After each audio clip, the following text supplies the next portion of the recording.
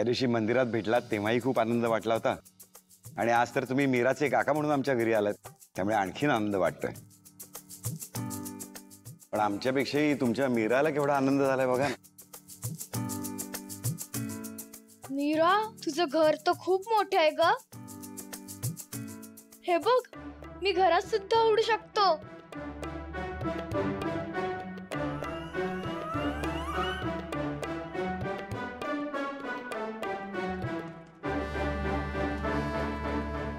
कमालच आहे. हा पोपट बोलतो सुद्धा. असंच काहीतरी बडबडत असतो तो. याचं नाव हरी आहे. हरी, हे माझं घर नाहीये, मी ते कामाला आले. ऐकलं का मंजिरी, मीरा काय म्हणते ते? हो मग काय ग, तुला कोणी सांगितलं हे घर तुझं नाहीये म्हणून? हे घर जितकं आमचं आहे ना तितकंच तुझं सुद्धा आहे, कळलं?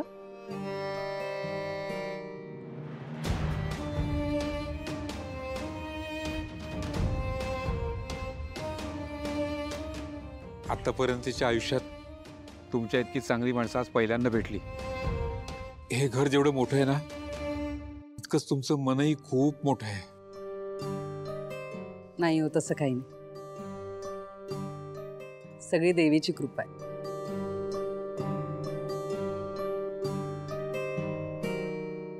काका, तुम्ही दमला असाल ना, थोडा वेळ आराम करून घ्या.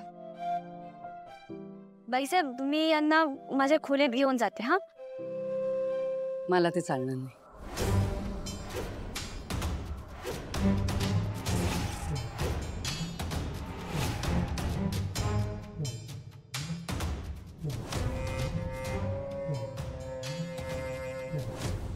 कारण ते आमचे पाहुणे आहेत, त्यांचा पाहुणचार आम्ही करणार.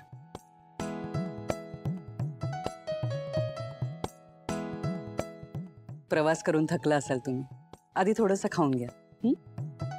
या, ये बाळा.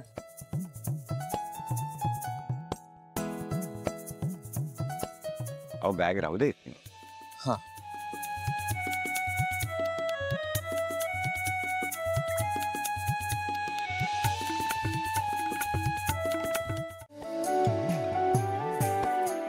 शिरा आवडतो ना?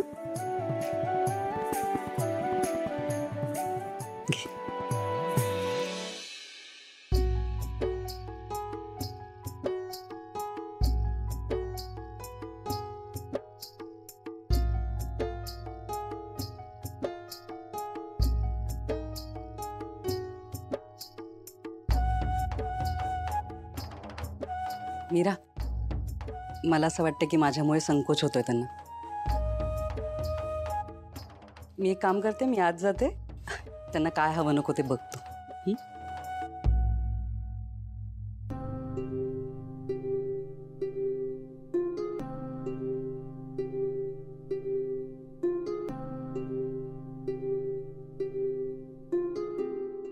श्रद्धा, काही लागलं तर सांग. हा,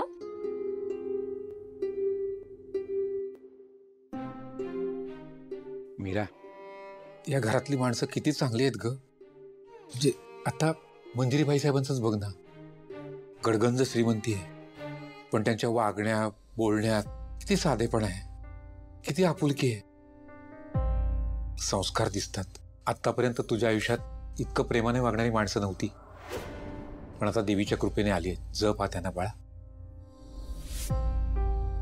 काका, तुम्ही अजिबात काळजी करू नका. माझा जीव जरी गेला ना तरी यांचा शब्द नाही पडू देणार.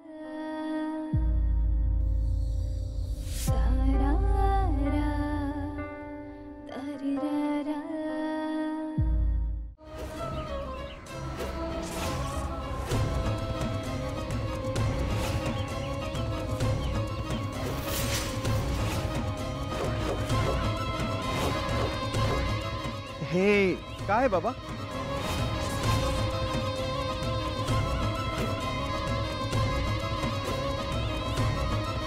खबरदार, हात लावायला जाशील तर भस्म होशील.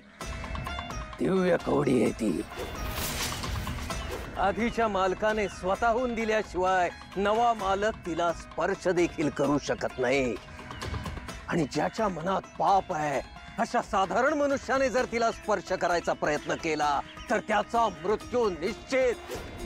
तिला स्पर्श करायचा प्रयत्न केलास ना तर जे आयुष्य जगण्यासाठी भरभराट मागतो आहेस ते आयुष्यच राहणार नाही तुझ्याकडे. जा जा म्हणतो ना.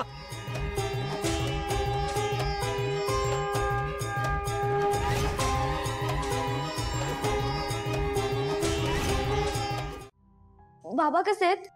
तुम्ही भेटता ना रोज त्यांना? ताई काका गावाकडे सगळे व्यवस्थित आहेत.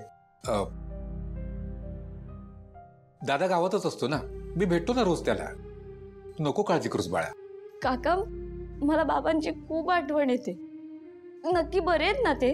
आणि तुम्ही दोघं इथे आलात मग आज त्यांना जेवण कोण देणार?